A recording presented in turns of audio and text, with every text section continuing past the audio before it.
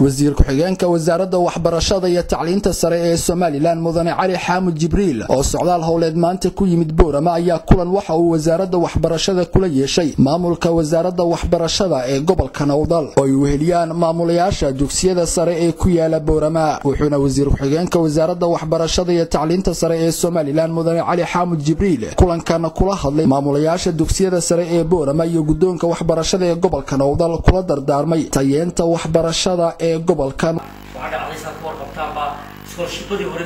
iskuulada primary-ga ardayda soo baxday la siiyay wixii anagu wasaaradaha aan koorkoogan hayno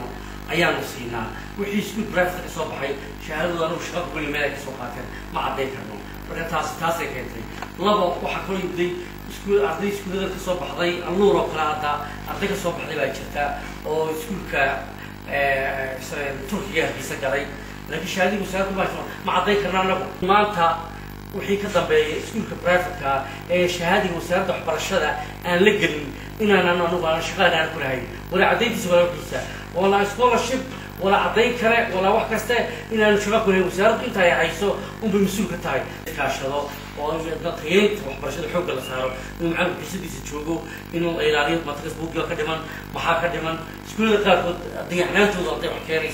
مارتي نظافته يقول الدارمو معلمينتي يمامو كتوسي كربياش ولا فريستا هذه الشيء على سي ما ولا فريستا وأنا أول فريستا سي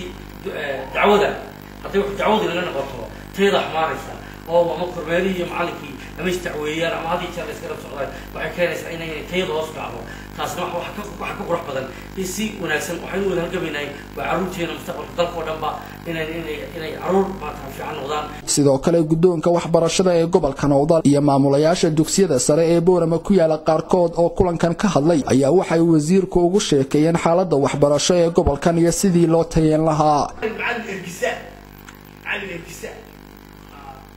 ماشي أو كل يوم هجار سنة معلم في مجرى وإرجسة جدول مجرى نكان ماشى كم معمولي فكرة الله فكرة الله بس يدوس زي مجرى والد كنا بالوربة العنك أبو دري مالا لا ماله جيني نور مهر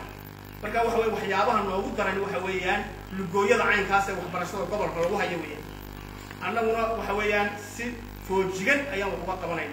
يعني وحوكان جحنا وقالي ما إنه يلا بيني يوم هاي ميرمير يوم حاسمجرو وهو البحقيقة لا ربنا تقبل عبد الفتاح أحمد هدوناج نيوز مقالة بورما.